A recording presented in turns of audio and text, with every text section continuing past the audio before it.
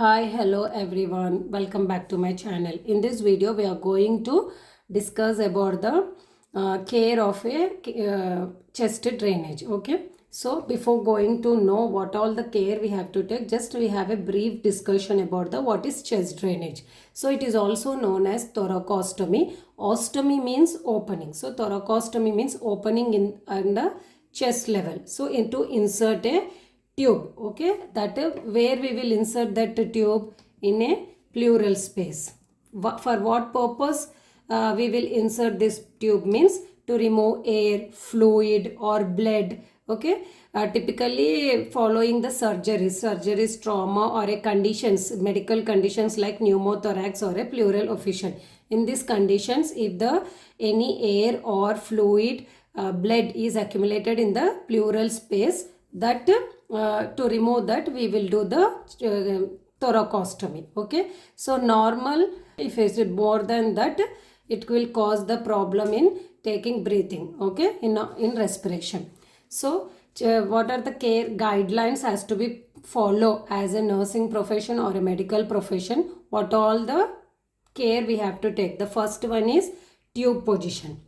Okay, so in the tube position, what to ensure that the chest tube is properly secured and positioned, okay, and it should not be kinked or compressed,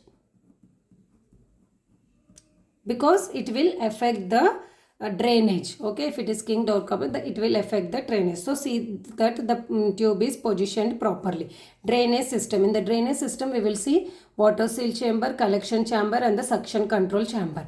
Water seal chamber means all you have to check for the bubbling, which will indicate that air leaks, okay, air leak is there or not, and it is filled to the correct level, so that you have to check it. And collection chamber means you have to monitor that what is collecting in that chamber, where the amount means how much amount is, then color, consistency of drainage. Okay, if there is any changes in this, you have to report it. For example, if the color is red in color, means there is a bleeding, bright red in color, okay, like that. If it is deviated from the normal, that we have to report to the healthcare providers. Then suction control chamber, it has to be verified to have appropriate suction level if suction is applied.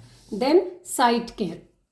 Next is the site care, that you have to that insertion site has to be keep clean and dry, okay, and you have to monitor any signs of infection. So what are the signs of infection? Means redness, warmth or pus, so that you have to check at the site.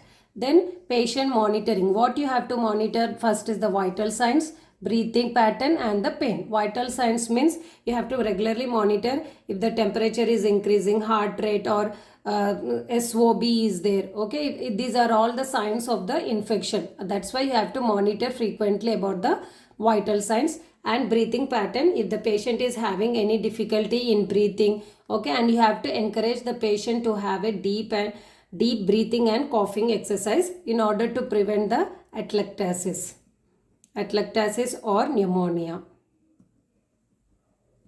okay. Then pain management, okay, you have to provide the pain management to help with breathing exercise and comfort to the patient.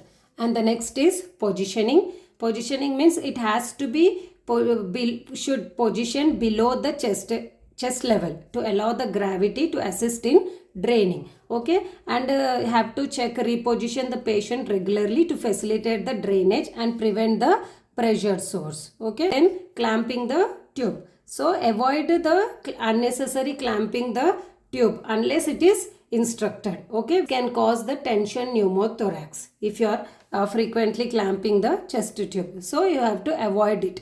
Then removal of the chest tube, once the tube means no longer it is needed, means you have to remove by the help of a healthcare professionals, and monitor the patient closely afterwards for the signs of respiratory distress, okay.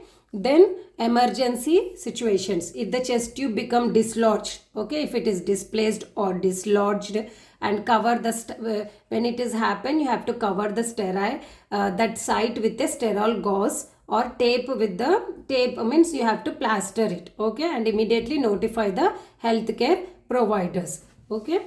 And proper care of the chest drainage can prevent complications like infection, pneumothorax, recurrence or pleural effusion. Okay, and always you have to follow the hospital protocols to provide the instructions or to take care of the chest drainage. I hope you have understood what all care you have to take for the chest drainage. Okay, we will meet in the next video. Thank you. Bye.